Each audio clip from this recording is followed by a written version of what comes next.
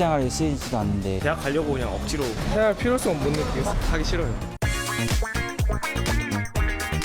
너가 한 번 볼 거면 아예 펼치지도 마. 초등학교 교육을 아주 강하게 지키는 나라 없습니다. 나의 조급함이 우리 아이를 망치지 않을까. 잘못된 편견 때문이다.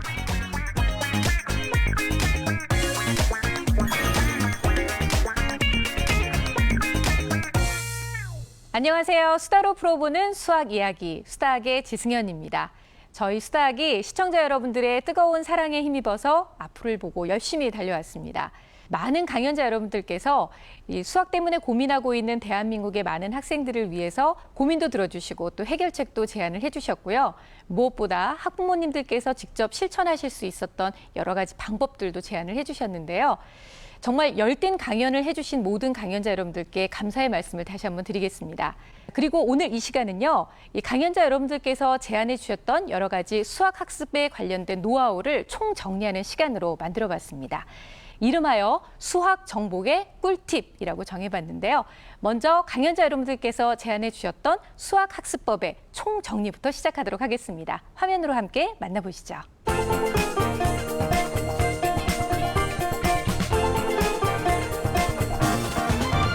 저희가 공신 멘토들이 들어올 때마다 한 120가지의 질문을 무조건 작성하게끔 했습니다. 학생들이 가장 궁금해하는 거에 대해서요. 그래서 저희가 1000명의 데이터를 모았고 그걸 분석했어요. 그중에서 특히 가장 학생들이 무서워하는 그 수학에 있어서 제가 그 결과를 보여드리려고 합니다. 질문이 뭐였냐면요. 공신들이 수학을 잘하게 된 데 있어서 수학 100점 맞고 뭐 1등급을 받고 올림피아드 금상을 받고 국가대표 선발돼가지고 나가고 이렇게 된 데 있어서 단 하나의 비결을 골라달라. 뭐에 집중을 하면 되겠느냐? 우리 멘티들이. 이 질문이었는데요. 그 결과를 한번 보도록 하겠습니다. 1위를 볼게요. 1위가 개념의 확실한 이해와 숙지. 개념. 우리가 시험을 이제 시험지를 보면은 문제들로 구성돼 있죠. 개념은 말 그대로 그 문제를 풀기 위한 기본 과정입니다. 그 전 단계죠. 정의부터 해서 그 정인 약속이죠. 규칙이에요. 거기서부터 이제 유도 과정을 통해서 공식이라는 게 나와요. 그 공식을 아주 대표적인 유형의 문제에 적용시켜서 이제 풀어 나가는 그 과정까지 기본 문제 예제까지 해가지고 우리가 개념이라고 합니다. 학생들이 보통 개념 공부와 문제풀이 공부를 나눠서 생각을 합니다.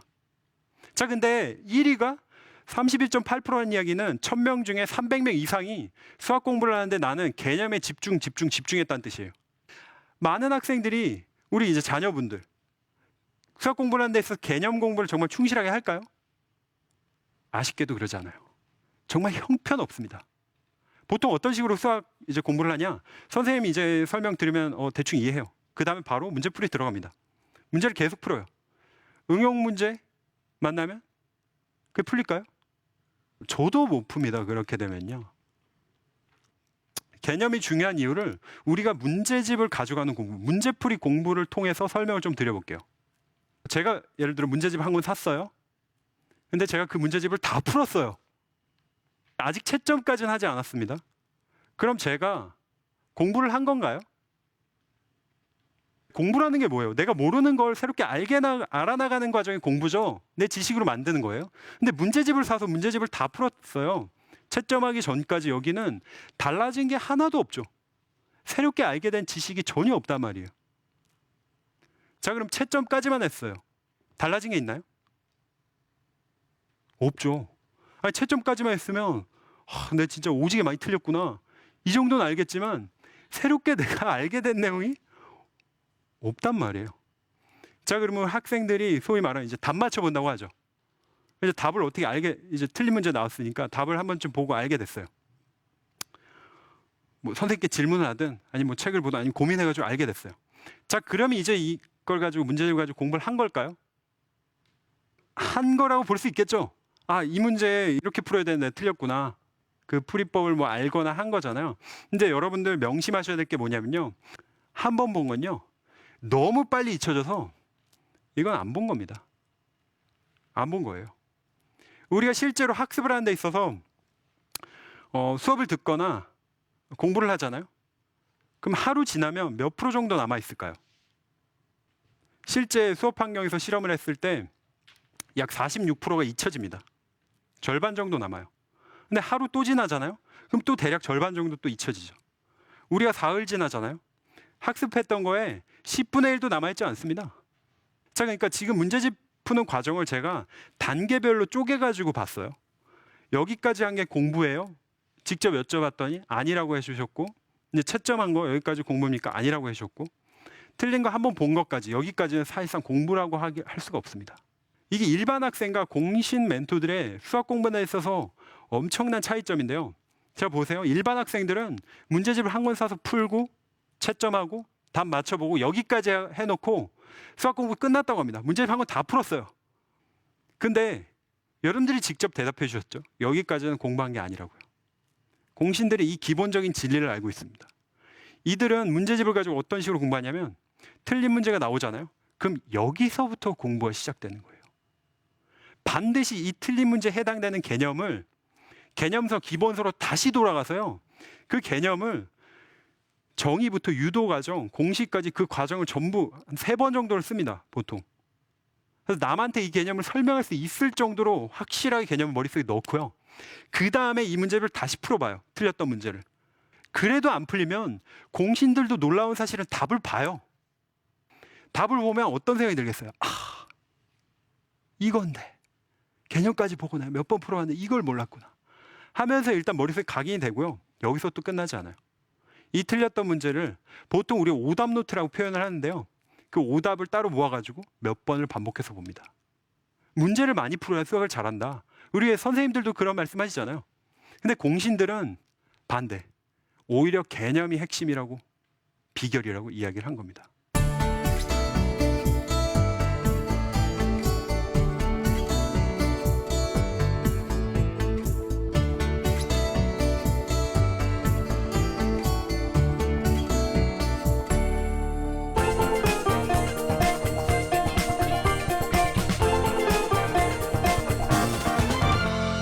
가장 효과적인 공부 방법에 대해서 우리가 한번 얘기를 나눠볼게요. 예를 드릴게요. 자, 네, 한 번만 공부하는 방법. 그 다음에 두 번째, 반복해서 시간을 두고 반복해서 공부하는 방법. 그리고 세 번째, 시험을 중간중간 치면서 공부하는 방법. 네 번째, 마인드맵, 그 커다란 주제가 있으면 소주제로 나누고 이런 식으로 뭔가 하나의 가지치기 그림을 만들어서 마인드맵으로 공부하는 방법.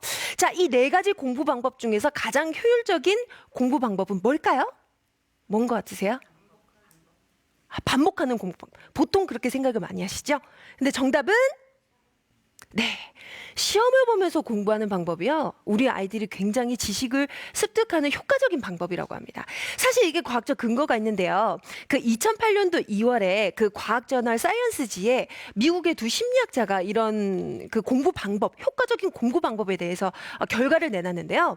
4가지 분류, 아까 보셨던 뭐 한 번 공부하기, 뭐 마인드맵을 만들어서 공부하기, 이런 사람들을 집단을 모아놓고 그 결과를 비교해 보니까 수시로 시험을 쳐가면서 공부를 한 사람들이 훨씬 더 오래 기억하고 이해력이 높았다라고 합니다. 이게 왜 그러냐면 계속 반복적으로 공부하는 방법은요. 계속 제가 지식을 넣기만 해요. 네. 그런데 중간중간 내가 한번 공부하고 또 시험을 한번 쳐보면서 공부하고 또 몰랐던 점 다시 공부하고 또 시험을 또 다시 쳐보고 이런 식으로 반복적으로 공부하는 방법은 내가 습득한 지식을 한 번 더 꺼내서 이런 뇌를 좀 더 애써서 나의 가지고 있는 지식을 꺼내보는 과정이 들어가기 때문에 훨씬 더 오랫동안 그리고 잘 이해할 수 있는 공부 방법이라고 합니다. 그래서 뭐다? 시험 보기. 네, 일명 이것을 테스팅 이펙트라고 하는데요. 시험 효과라고 하거든요. 네, 이 점 굉장히 좀 많은 도움이 될 것 같아요. 반복 학습보다는 뭐다? 반복 시험을 통해서 내가 머릿속에 넣은 것을 한 번 더 끄집어내는 과정. 이게 굉장히 중요하다라는 거 잊지 마시기 바랍니다. 자, 그런데요. 여기에도요. 좀 더 효과적으로 할 수 있는 한 가지 팁을 더 알려드릴게요. 소크라테스의 삼파술이라는 얘기 한 번쯤 들어보셨을 거예요. 어머님들은 삼파라는 용어에 대해서 좀 아실 텐데 아이들은 알까요? 삼파 알아요? 삼파, 그 아이 이렇게 낳을 때 옆에서 힘줘! 힘주세요! 다 났어! 조금만 하면 돼! 자, 심호흡! 이런 식으로 옆에서 이렇게 격려를 막 하죠. 그러면은 아이가 숭 이렇게 잘 낳게 해주는 그런 옆에서의 그 도와주는 역할을 하시는 분이 바로 이 산파시잖아요. 소크라테스는 이 제자들과 이런 대화법을 통해서 제자들의 지식을 조금 더 자신의 것으로 만들 수 있는 방법을 만들었다고 합니다. 이건 뭐지? 저는 이렇게 생각하는데요. 그럼 이건 뭔가 이런 식으로 대화를 이끌어내면 자기가 가지고 있는 지식을 좀 더 많이 끄집어낼 수 있는 대화의 방법이라는 거죠. 그래서 결론적으로 말씀드리면 우리 친구들이 스스로 공부를 한 결과가 딱 나왔다. 그러면 그 결과에 대해서 어떤 식으로 우리 친구들이 습득을 다시 한 번 더 공부를 해줘야 되느냐. 부모와 함께 대화를 나누듯이 소크라테스의 문답법을 이용하면서 스스로 자기 그 틀린 문제에 대해서 틀린 개념에 대해서 주관식 서술형으로 테스팅 이펙트, 시험 효과를 이용하면서 공부를 하는 방법. 굉장히 효과적으로 스스로 공부를 할 수 있는 방법이 되도록 하겠습니다.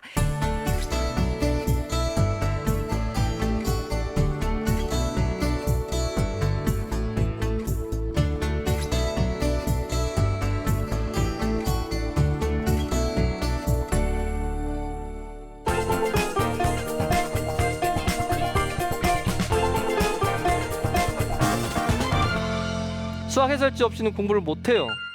해설지 없이는 문제를 못 풀겠어요. 어떻게 해야 될까요? 이 학생들. 해설지 안 보는 게 좋을 것 같죠? 예, 맞아요. 해설지 안 봐야 돼요. 그런데 우리 지금 수능에서 등급이 있어요. 1등급에서 9등급까지 있거든요. 등급으로 얘기를 하자면 5, 6, 7, 8, 9등급 학생들은 사실은 못 풀어요. 그래서 예제를 많이 써야 됩니다. 쓰세요. 제발 좀 써라 합니다. 보고라도 좀 써라. 써라 좀. 안 써요. 쓰는 게 이게 공부가 되는데 그걸 잘 안 하더라고요. 그래서 첫 번째 그렇고. 그다음 2, 3, 4등급 학생들, 중위권 학생들이라고 한다면 어머니들한테 답지를 과감하게 찢어서 맡기라고 합니다. 왜? 보지 말아야 돼요. 아까도 얘기했듯이 답을 봐버리면 내가 사고할 수 있는 그 과정을 놓치는 거예요. 답을 빨리 본다면 수학을 잘할 수 없습니다. 이렇게 해야 돼요. 엄마한테 맡겼죠. 일주일간 하루에 10개씩 풀겠다. 고등학교의 문제 좀 어려우니까 20개 풀겠다. 자기 수준에 맞춰서 정해놔야겠죠. 풀었어요. 예를 들어서 10개인데 7개밖에 못 풀었어요. 그럼 일주일간은 나머지 문제들, 못 푼 문제들을 고민해야 돼요. 보기 전까지. 화장실 갈 때도, 버스를 탈 때도, 밥을 먹을 때도 사실은 이렇게 집중해야 되거든요. 그게 과제 집착력입니다. 자, 그렇게 해도 안 되는 게 있겠죠. 그럴 땐 답을 보라고 해요, 저는. 그래서 왜냐하면 고3쯤 되면 시간이 좀 부족하니까. 그래서 한 줄 한 줄씩 보라고 그래요. 한 줄 한 줄씩. 아껴서, 가려서 한 줄 한 줄 이렇게 보라고 하거든요. 그러면 얘가 어떻게 되냐면 이러거든요. 내가 이걸 몰랐지? 아는 건데. 대부분 다 이러습니다. 아는 건데. 경험 있으시죠? 아는 건데 틀렸어. 아는 건데 왜 틀릴까요? 생각이 안 날 수도 있고. 그때 응용이 안 될 수도 있고 당황했을 수도 있고 그렇거든요. 그러니까 그런 과정을 많이 겪어야 됩니다. 1등급이라면 그런 시간을, 안 보는 시간을, 사고하는 시간을 더 많이 들여야 됩니다. 이게 첫 번째 팁이고, 두 번째, 어떤 책으로 공부해야 되느냐. 사실 책은 중요하다고 생각하지 않습니다. 수준에 따라 다 다른 책을 봐야 된다는 것이 중요한 거죠. 하위권이라면 얇은 책을 처음부터 끝까지 다 봐야 돼요. 하위권들의 특징이 뭐냐? 앞에만 해요. 아까 말씀드렸듯이 행렬만 해요. 얇은 책이라도 처음부터 끝까지 다 봐야 돼요. 왜? 골고루 나와요. 실제로. 근데 그렇게 안 합니다. 그렇게 해서 어떤 책이냐가 중요한 것이 아니라 어떻게 공부해서 끝까지 다 보았는가, 꾸준히 학습하는가가 더 중요한 겁니다. 얇은 책일수록 하위권에게는 더 좋다. 오답노트는 필요할까요? 필요하다고 하는 학생들이 훨씬 많습니다. 그런데 오답노트의 맹점은 이런 겁니다. 자, 30문제가 있었어요. 모의고사를 봤어요. 17개 틀렸어요. 13개 맞고. 오답 노트 정리하려면 17개 정리해야 되는 거예요. 어떻게 할 거예요? 정답 노트를 만들어야 될 판이죠? 예, 그렇습니다. 수준에 맞게 해야 되고요. 이 오답 노트보다는 사실은 모든 학생들이 다 해야 되는 것은 자신만의 개념 노트라고 생각합니다. 저는. 개념 정리해놓고 그 다음에 기출문제 정리하고 링노트 같은 걸로 끼워 넣는 이런 방법들이 사실은 현실적인 방법이 될 수 있습니다. 상위권들은 오답노트 정리하는 게 쉽죠. 3개 틀리고 2개 틀리고 이러면 약점만 딱딱 집어내면 되니까. 무슨 말씀인지 알겠죠? 예, 그렇게 해서 그렇게 좀 조언을 하면 학생들이 엄마 좀 아시네 이럴 수도 있습니다.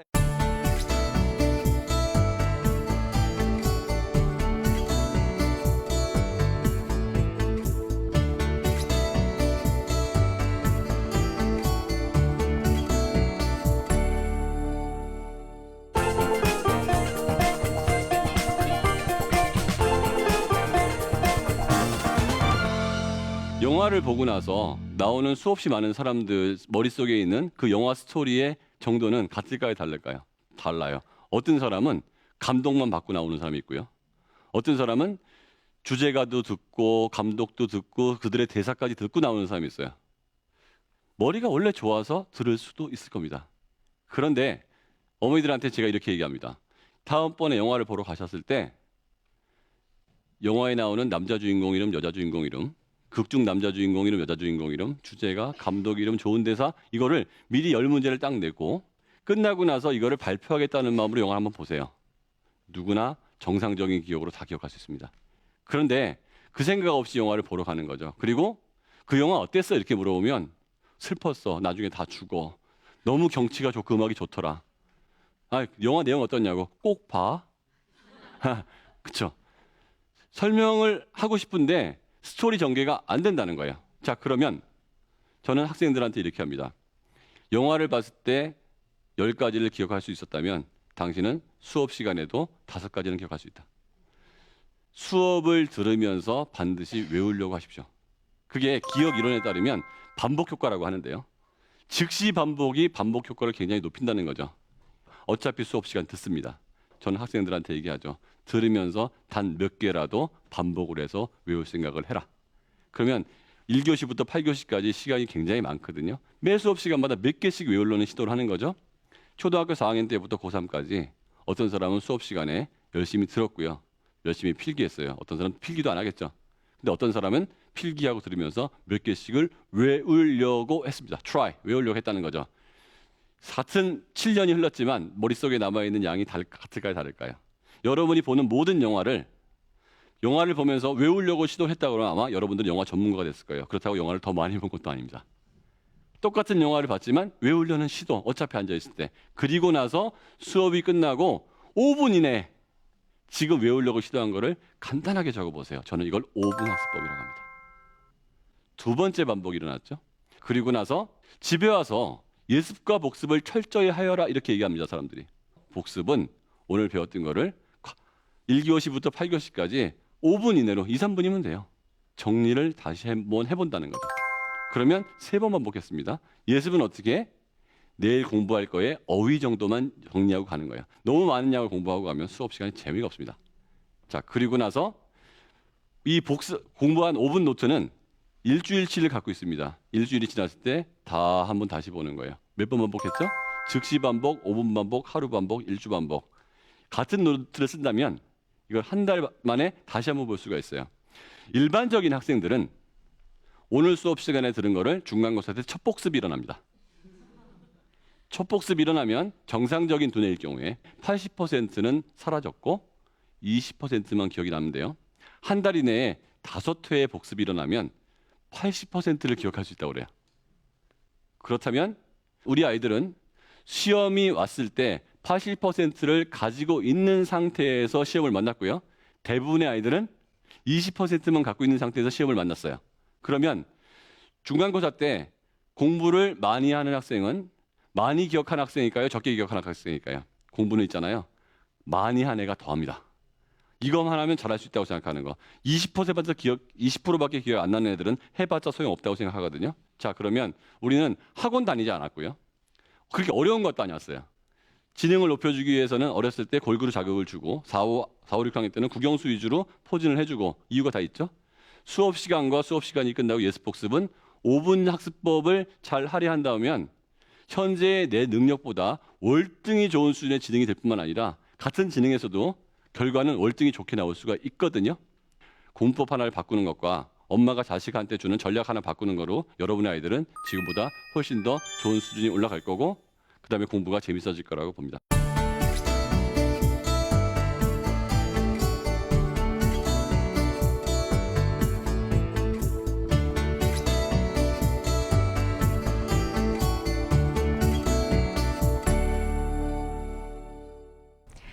네, 강연을 들으면서 저 역시도 시청자 여러분들과 다를 바 없이 내 아이에게 어떻게 하면 적용할 수 있을까라는 고민도 많이 했고요. 또 강연자분들께서 제안해 주시는 학습법을 하나하나 놓치지 않고 메모하느라고 아주 고생을 했는데요.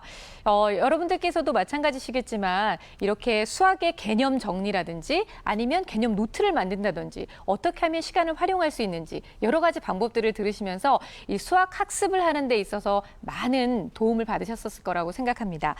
자, 그런데 전문가분들께서 말씀해 주셨던 것 중에서 제가 가장 마음에 남았던 것은요. 일상 속에서 수학을 경험하게 하라. 였었거든요. 어떻게 하면 내 아이가 수학에 대한 관심을 가지고 또 수학에 대해서 가깝게 느껴질 수 있는지에 대한 여러 가지 방법들을 제안해 주셨는데요. 이런 얘기를 들으면서 한 가지 벽에 느껴졌던 건 나도 별로 수학을 좋아하지 않는데 내 아이에게 어떻게 하면 수학을 가깝게 느껴질 수 있도록 내가 할 수 있을까라는 부분이었습니다. 하지만 강연자분들께서는요, 역시 이 부분도 놓치지 않으셨어요. 바로 이 부분에서 어떻게 하면 실천할 수 있는지 그 방법에 대해서도 얘기해 주셨는데요. 자, 그래서 저희가 또 정리를 해봤습니다. 가정에서, 집에서 부모님과 함께 할 수 있는 체험 수학 어떤 것들이 있는지 화면으로 함께 만나보겠습니다.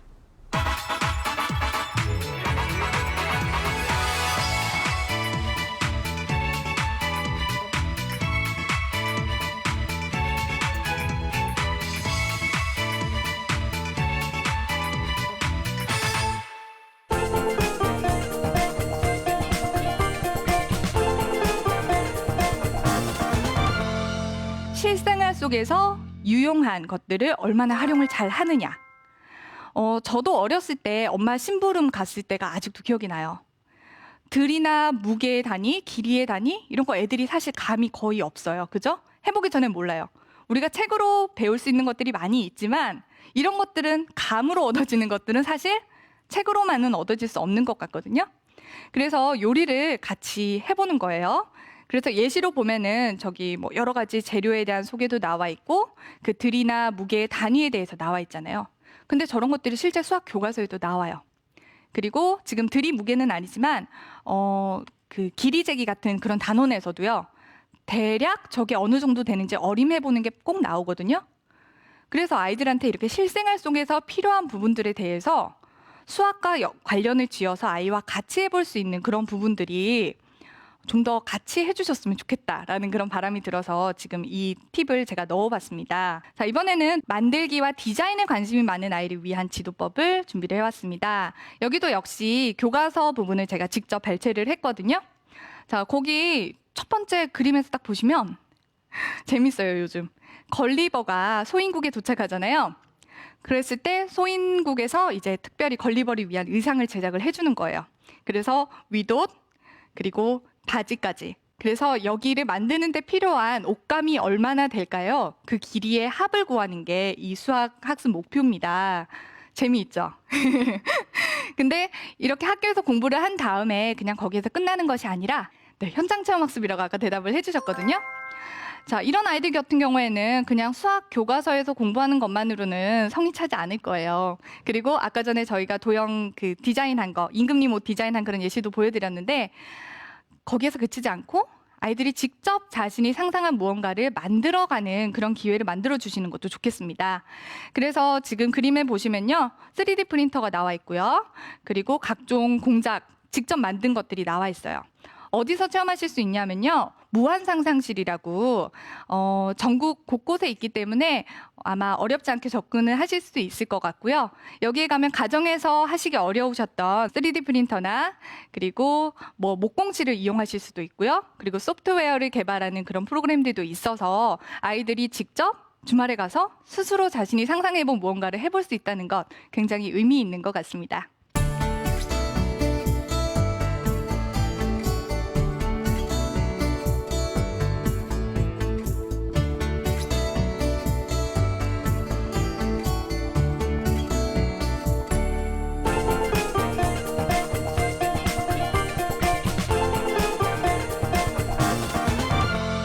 AD 340년경에 수학자 파포스라는 분이 있어요.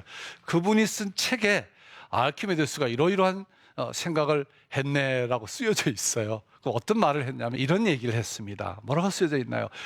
충분한 길이의 지렛대와 단단한 받침대, 그렇죠? 그 그림을 좀 보시면서 지구도를 올릴 수 있다 이런 얘기예요. 여러분 뭐 믿으십니까? 그냥 의아하십니까? 아이들은 놀릴 수도 있죠. 그러나 여기서 참 중요한 것은 수학문화적 학습에 정말 중요한 것은 상상력입니다.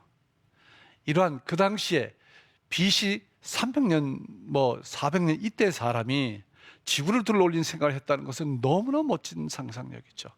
그럼 이와 같은 이야기를 한 근본 그 원인은 뭘까요? 그 배경은 뭘까요? 바로 지렛대 원리입니다. 그렇죠?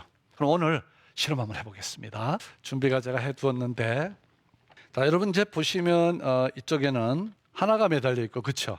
이쪽에 두 개가 매달려 있습니다. 2대1 되는 데서 평형을 이루어야 될 겁니다. 그렇죠? 2대1 되는 위치에 제가 넣었습니다. 성립할까요? 가슴이 조금 두근두근 합니까? 아니면 별로입니까? 결코 성립하지 않습니다. 이거 왜 이럴까요?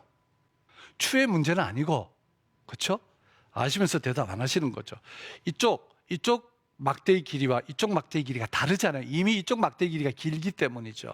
그러니까 이쪽 막대의 길이를 좀 더 늘려야 돼요. 그렇죠. 그러나 막대의 길이를 늘릴 수는 없잖아요. 그래서 제가 막대의 길이를 늘리는 대신에 이 엽전을 이렇게 올릴 거예요. 그렇죠? 아시겠습니까? 그러면 이때 이제 정말 성립하는지 한번 보십시다.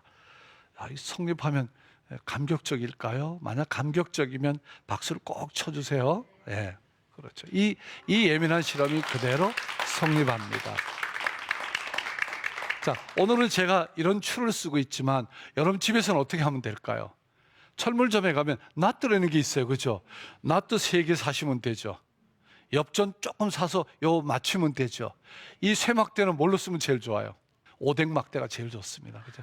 오뎅막대 써서 끝에 뾰족한 부분 좀 자르시면 얼마나 좋겠어요. 그리고 실 쓰시면 얼마든지 아이들과 함께 할 수 있습니다. 그렇죠? 그러니까 우리가 주변에 있는 것으로 한 번도 안 해본 이 실험을 하는 동안 아이는 아마 너무나 많은 수학적 사고를 키워갈 것입니다.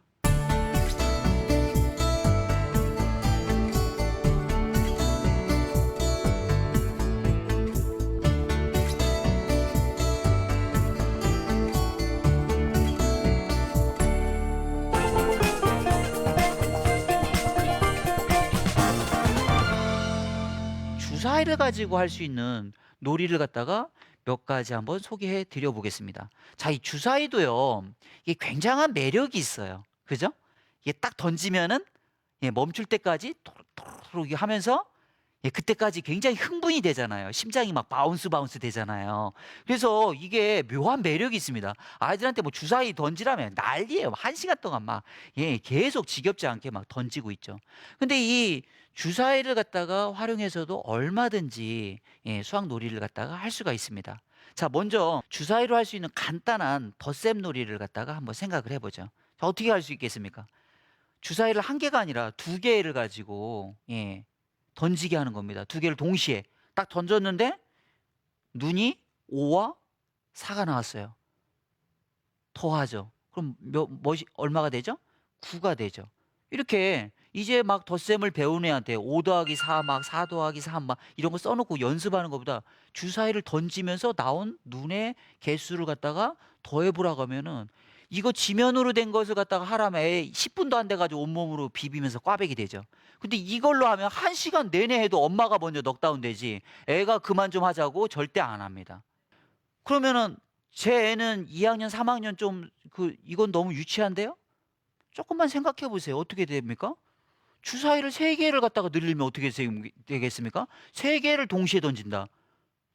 자, 그런데 6과 4와 5가 나왔어요. 이거 더하면 얼마입니까? 15가 되겠죠? 이건 2학년 정도가 돼야 할 수 있고요. 자, 그 다음에 또 반대로 2개를 갖다가 숫자를 만들고 하나를 갖다가 더하다. 그렇게 하면은 64와 5를 더할 수가 있겠죠? 그래서 숫자가 큰 사람이 이기게 한다면은 이 상태에서 조합을 갖다가 해야 되겠죠? 예를 들어서 어떤 아이가 54 더하기 6으로 이렇게 조합을 한다면 이 아이는 뭔가 덧셈의 원리를 잘 모르는 거예요. 큰 수가 나오기 위해서는 항상 10의 자리의 수를 갖다가 크게 해야 되는 걸 잘 모르는 거죠. 근데 어쨌든 이런 것을 갖다가 자주 하다 보면 이게 덧셈의 원리도 쉽게 이해를 갖다가 할 수가 있는 겁니다. 주사위에 덧셈 놀이가 있다면 주사위 뺄셈 놀이도 있겠죠. 좀 필이 오십니까? 어떻게 해야 되는지? 이렇게 약간씩 변형만 시켜도 아이 수준별로 얼마든지 재미있는 주사위 놀이가 가능하다는 겁니다. 그럼 이번엔 덧셈과 뺄셈을 갖다가 아주 그냥 짬뽕해서 나는 시키고 싶다. 이런 것도 아주 뭐 간단하게 생각할 수 있습니다. 자, 덧셈을 할까 뺄셈을 할까 아이들로 하여금 고민을 갖다 하게 하는 거죠. 자, 지금 화면에 그 보이는 그 말판이 있는데요. 저런 말판을 갖다가 그려놓고 아이하고 주사위 놀이를 하는 거예요.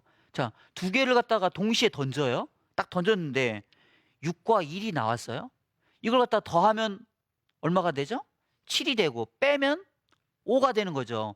저 말판에서 나는 더해서 7에다가 말판에다가 색깔을 칠할래. 그럼 7에다가 칠할 수도 있고 나는 빼서 5에다가 칠할래. 5에다가 칠하게 할 수도 있어요. 근데 자기가 선택하는 거예요.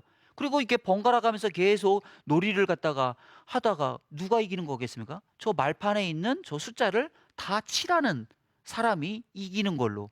이렇게 만약에 놀이를 한다면 저 놀이 하는데 1시간은 좋게 걸려요. 애들 뭐 1시간 동안 광분에 도가니 아까 더하기 할 걸, 아까 빼기 할 걸 난리가 납니다.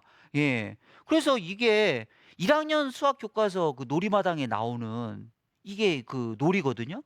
애들이 이거 1시간 동안 시켜놓으면 딴짓하는 아이들 아무도 없어요. 이런 걸 통해서 얼마든지 아이들에게 재미있는 덧셈 뺄셈을 갖다가 가르칠 수가 있는 거죠.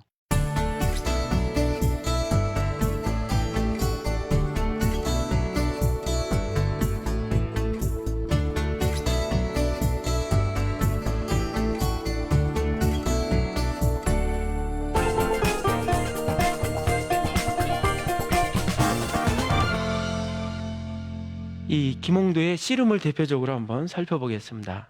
씨름을 보시면 이 씨름의 장면을 그린 이 그림에는요 대상인물이 꽤 많이 등장합니다. 이 그림의 크기는 어느 정도 될 것 같아요? 안 보셨으니까 모르시겠죠. 사실은 노트 크기 정도입니다. 이 노트 크기 정도에 이렇게 많은 사람을 배열했어요. 근데 표정을 보면 표정들이 다양합니다. 그렇다면 이 그림을 우리가 제대로 보려면 관찰을 해야 되겠죠. 그래서 이 그림을 잘 보기 위해서 제일 먼저는 그림을 살펴보면 동서남북을 한번 살펴보세요. 동쪽에 비어 있죠. 서쪽도 비어 있습니다. 남쪽도 비어 있고요. 북쪽도 비어 있습니다. 그래서 가로선과 세로선을 그어보면요. 이렇게 4개의 평면으로 나눠집니다. 근데 여러분이 이 구조를 잘 보시면 평면이 4개로 나눠졌잖아요. 여러분 중고등학교 때 다녔을 때 제일 만나는 축이 있죠. X축, Y축 아이디어입니다. 이걸 떠올렸으면 대단하신 거예요. 즉 위치를 정한다는 거거든요. 여기서는 대상들을 한번 세워보시죠. 자, 중앙에 두 씨름 선수를 바탕으로 가로선과 세로선을 그었죠. 자, 이렇게 그은 평면에서 오른쪽 윗부분을 한번 보세요. 전부 몇 명이죠? 5명입니다. 자, 오른쪽 왼쪽 부분은, 그러니까 윗부분의 왼쪽 부분은 몇 명이죠? 8명. 이런 식으로 세어보면 여기 보시는 바처럼 8, 5, 2, 5이죠. 자, 이 동양에서는요, 짝수를 음해수라고 불렀습니다. 땅을 상징합니다. 그리고 홀수는 양해수라고 불렀습니다. 하늘을 상징해요. 그러면 8과 5를 더하면 얼마인가요? 13이고요. 또 아래로 8과 5를 더하면 13이에요. 조화를 이루고 있죠. 또 2와 5를 더하면 7이죠. 2와 5를 더하면 또 7입니다. 음양의 조화입니다. 그리고 또 하나는요. 5, 2, 5를 더하면 얼마죠? 12입니다. 또 8, 2, 2를 더하면 얼마죠? 12입니다. 인간의 갈비뼈가 좌우로 남자나 여자나 모두 12개씩 있습니다. 하루가 몇 시간인가요? 24시간인 게 사람의 갈비뼈와도 관련이 있습니다.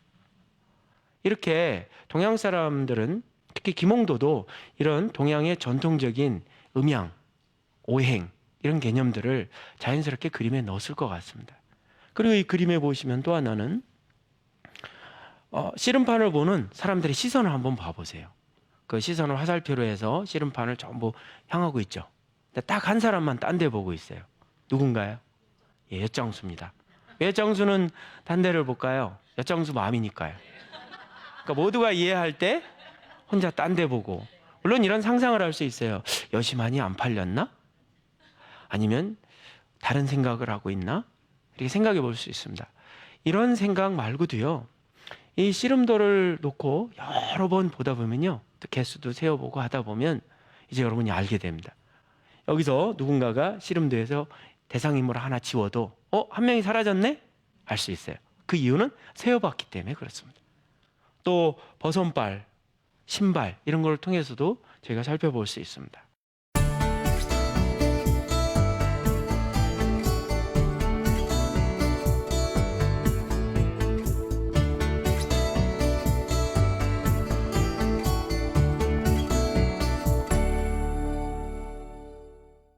네, 체험 수학의 장점이라고 한다면 무엇보다 우리가 늘 항상 수학하면 문제집이라고 생각했던 그 고정관념을 깨줄 수 있었다는 게 아닐까 싶습니다.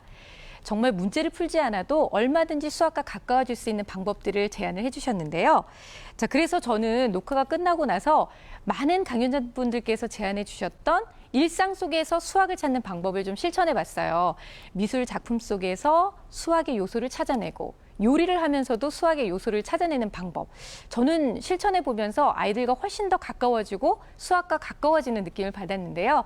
여러분들께서도 그냥 강연으로 끝나지 마시고 꼭 한번 일상에서 실천해 보셨으면 하는 바람을 가져봅니다. 그리고 수학을 더욱더 풍성하게 만들어줬던 것은 다름 아닌 수학적인 궁금증들이 아니었나 싶습니다. 학부모님들이 갖고 계시는 궁금증과 더불어서 학생들의 궁금증을 듣기 위해서 저희가 직접 길거리로 나가기도 했었는데요. 과연 어떤 궁금증들이 있었는지 다시 한번 확인해 보도록 하겠습니다. 화면으로 보시죠.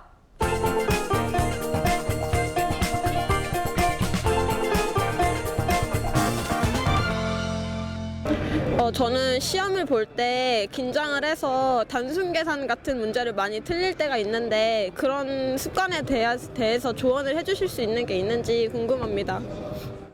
자, 요런 경우가 정말 답답한 네. 경우죠. 과정도 그렇죠. 다 맞았어요. 과정이 맞았다는 건 개념은 네, 알고 네, 네. 있는데 꼭 마지막에 가서 틀려요. 뭐 더하기를 빼기로 바꾼다든지 뭐 이런 거죠. 네. 부모님 입장에서 정말 답답하거든요. 아, 정말 속이 뒤집어지죠. 네. 이런 경우에는 어떻게 이 실수를 좀 만회할 수 있을까요? 네, 그런 말이 있습니다. 측정되지 못한 것은 관리될 수 없다. 그래서 공신들이 실수 노트라는 걸 만들어요. 이게 뭐냐면 실수한 것들만 다 모아요. 그래서 그걸 패턴별로 따로 나눠서 분류를 합니다. 네. 이제 계산 실수도 있을 거고요. 아니 문제를 잘못 읽은 것도 있을 수 있어요. 아니면 시험 볼 때 시간 안배를 못하거나 뭐 다른 여러 가지 이유가 있겠죠. 그래서 이 틀린 문제를 이렇게 분류를 한 다음에 실수했던 거, 계산 문제 이런 것들을 정확하게 어떤 지점에서 실수를 한지를 이제 모아놓고 네. 그걸 반복해서 봅니다. 그리고 중요한 건요, 이렇게 모아놓은 실수 노트를 언제 보냐면요, 시험 보기 바로 직전에. 쉬는 쉬는 시간. 시간에. 네. 네. 그때 이제 공부를 안 한 친구는 그때 막 이만큼 책 쌓아놓고 막 엄청나게 공부하고 그러잖아요. 초치기의 신공을 보여줘야죠. 네. 그 시간이 얼마나 중요한데요. 근데 공신들은 그때 이 실수 노트를 펼쳐놓고 봐요. 이때 내가 그때 이 시험 볼 때 이 실수했구나. 바보. 이런 생각을 갖고 시험 보잖아요. 절대 똑같은 실수를 그렇죠. 할 수 없어요. 저는 수학 공부할 때 외우는 걸 정말 싫어하거든요. 근데 외워야 하는 부분이 있잖아요. 그런 부분은 어떤 식으로 해야 공부가 더 잘 될까요? 사실 저 같은 경우에 제 경험을 예를 들자면 사실은 저는 백지 연습장을 많이 썼습니다. 무슨 얘기냐면 연습장을 놓고 책을 보고 쓰는 게 아니라 네. 책을 덮고 쓰는 겁니다. 무슨 말씀인지 아시죠? 네네. 그러니까 공식 같은 걸 내가 아는지 모르는지 써봐야 되거든요. 쓰세요.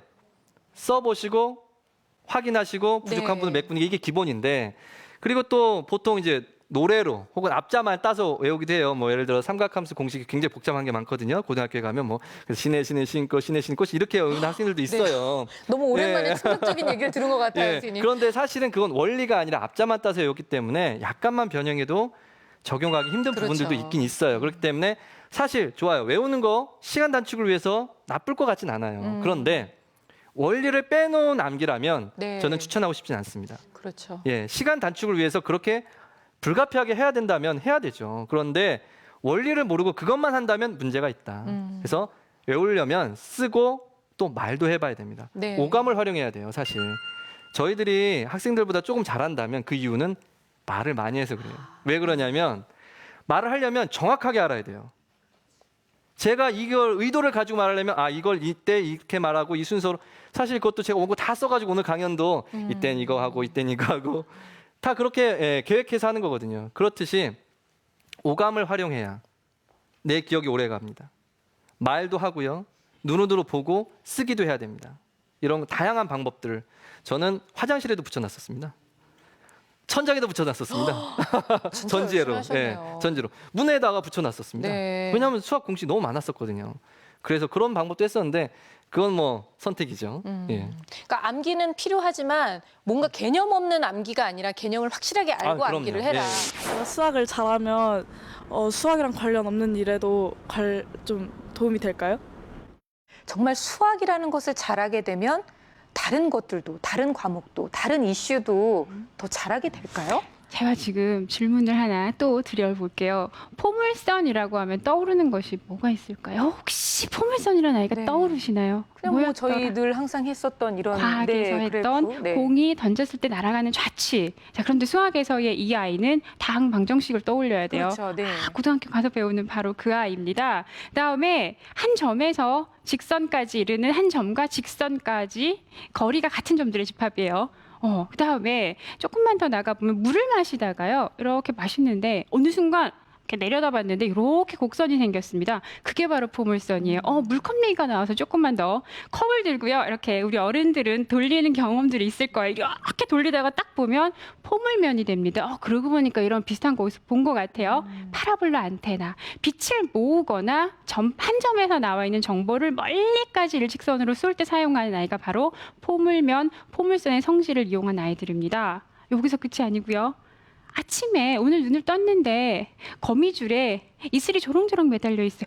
포물선일 거고요. 이렇게 포물선이라는 것 하나의 단어에서 떠올릴 수 있는 것들이 굉장히 다양합니다. 이렇게 다양해질 수 있는 이유는 수학에서 얘기하는 이 아이들의 정의와 성질, 식에 대한 걸 정확하게 이해하고 있기 때문에 무한 확장이 가능한 거죠. 우리 앞에서 건축 이야기를 조금 했으니까 가우디라는 건축학자는 정말 특별한 사람이었죠. 포물선이 안정적이기까지 하다면 뒤집으면 이 포물선으로 아치를 만들면 최고로 안정적인 구조를 만들 수 있습니다. 이 구조를 직접 실험을 해서 건축에, 구조와 설계에 활용했던 건축가고요. 그다음에 유명한 예술가들도 마찬가지. 애셔의 작품, 사실 작품을 보면 미술적으로는 잘 모르겠습니다. 근데 수학과 관련된 다양한 주제들을 그림으로 풀어내고 있어요. 피카소조차도 상대성 이론이나 수학에 대한 관심이 굉장히 높았습니다. 어떤 내가 가지고 있는 분야에 남들과 다른 독특한 아이디어와 창의력을 내려면 수학이라는 아이들을 활용하면 막강한 능력을 갖게 될 겁니다. 네.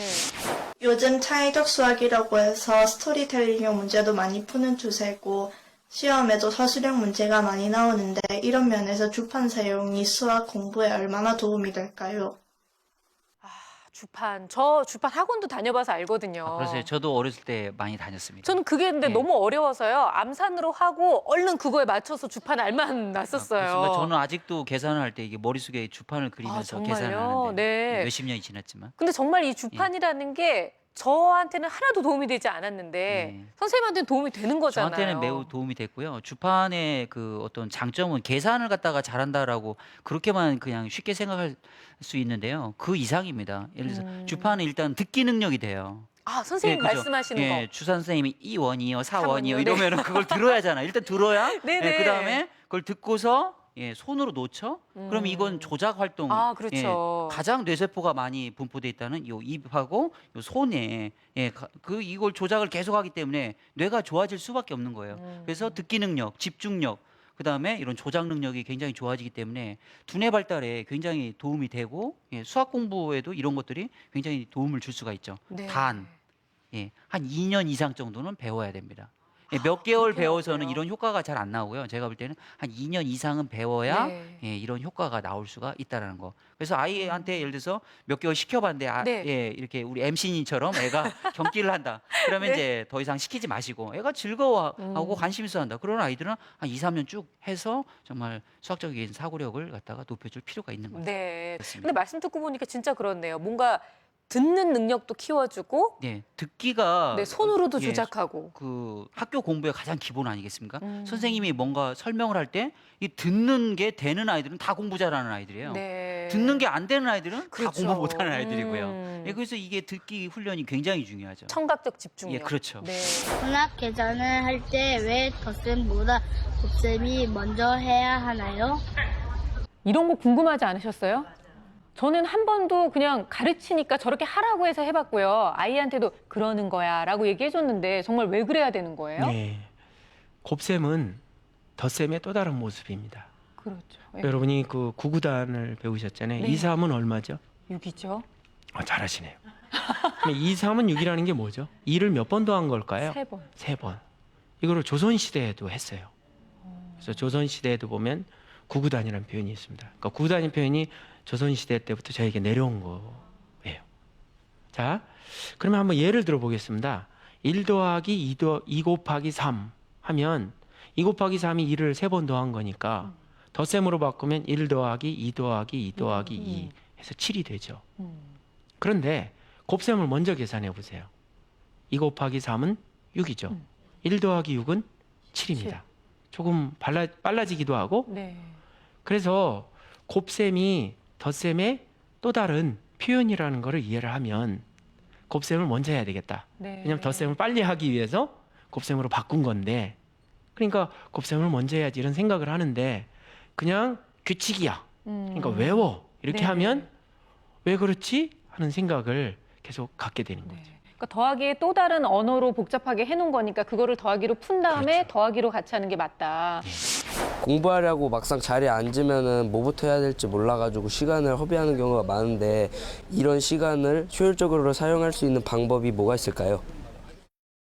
공부를 하고 싶은데 뭘 해야 될지 모르겠다. 진짜 좀 막막할 수 있죠. 우리도 왜 시간이 이렇게 딱 주어지면 뭘 해야 될지 모를 때 있잖아요. 네. 어떤 것부터 시작하는 게 좀 도움이 되나요, 선생님? 저는 우선순위가 중요한 것 같아요. 지금 당장 내 앞에 목표가 뭐가 있는지 그 우선순위에 따라서 문제를 해결해 나가는 과정도 중요한 것 같고요. 그리고 이런 친구들 학습을 하는 데 있어서 너무너무 그 어려움을 겪는다면은 이런 방식도 추천을 해주고 싶어요. 그 스테이션식이라고 네. 그 가정에서도 보면 그 어떤 공부를 하는 데 있어서 이제 장소를 정해서 이렇게 이동하는 거예요.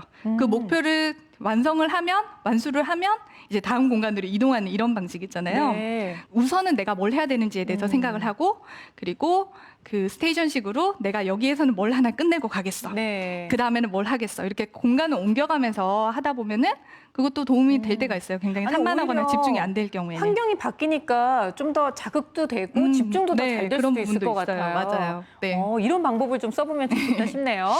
네, 안녕하세요. 마포구에 사는 박시만입니다. 네, 평소에 아이한테 문제집을 많이 풀게 하는 편인데요. 실력이 느는지 잘 모르겠어요. 네. 문제집을 풀 때 포인트를 둬야 되는 때가 있는지 또 효율적으로 문제집을 풀 수 있는 방법이 있는지 궁금합니다. 예. 저도 애들 이제 수학 공부를 하는 거 보면 문제지에 저는 답을 적더라고요. 네. 연습장에 풀고 나서 그 연습장에 낸 답을 확인하고 나중에 자기가 다시 한번 풀어봐야 되잖아요. 다시 한번 풀어보면 새롭습니다. 문제가 새로울 거예요. 아마. 네. 그러면서 자기가 나중에는 모르는 문제는 일단 체크를 해두고 다음에 풀 때는 그것만 다시 한번 확인을 해보면 되는데 일단 답이 적혀져 있으면 누구든지 답이 적혀져 있으면 어때요? 생각이 이미 굳어져 버립니다. 그럼요. 가려도 다 보이는 것 같아요. 보이고, 방법도 보이고 답도 보이면 네. 생각이 그 뒤부터는 굳어져 버려요. 아예 비워져야 됩니다. 네. 그래서 풀면서 이제 중요한 것은 체크를 해놓고 뭐 그런 식으로 한다든지 하는 네. 게 가장 효율적이지 않을까 생각이 좀 듭니다. 그리고 아까 박사님께서 그 반복이라는 것을 예. 너무 많이 하다 보면 안 좋아질 수도 있다는 말씀. 네. 그러니까 이제 어느 정도 이제 반복은 해야죠, 사실. 네. 근데 너무 많은 반복을 하면은 그리고 그 반복이 배우는 게 아까 말한 이제 공식하고서 그대로 적용하는 방법 그런 식의 반복이 별로 안 좋다는 거죠. 네. 문제를 이제 어려운 문제를 풀고서 다음에 다시 한번 풀 때는 사실 그 문제 잊어먹잖아요. 그래서 그때는 또 새로운 그 사이에 자기가 배운 지식이 또 있을 겁니다. 그러면 새로운 시각에서 그 문제를 보게 돼요. 네. 문제 한 문제가 한 가지 방법만으로 풀리는 게 아니에요. 그렇죠. 네. 나중에는 미분을 배우면 미분을 이용해서도 문제가 풀리거든요. 이거 색다르네 그런 맛도 느끼기 네. 때문에 이제 문제의 경우는 반복이 조금 해도 큰 네. 지장이 없지 않을까. 아는 만큼 보인다는 말이 있듯이 수학을 통해서 수학과 가까워지면서 수학에 대한 궁금증도 더 많아졌던 것 같습니다. 이렇게 저희들이 불쑥불쑥 떠오르는 궁금증을 말씀드릴 때마다 명쾌하게 또 해답을 주셨던 모든 강연자분들 때문에 더욱더 수다학이 풍성해지지 않았나라는 생각이 듭니다. 자, 오늘 저희가 특별하게 준비했던 수학 정복의 꿀팁 어떻게 보셨나요? 저희는 다음 주에도 더욱더 알찬 내용으로 다시 찾아오도록 하겠습니다. 감사합니다.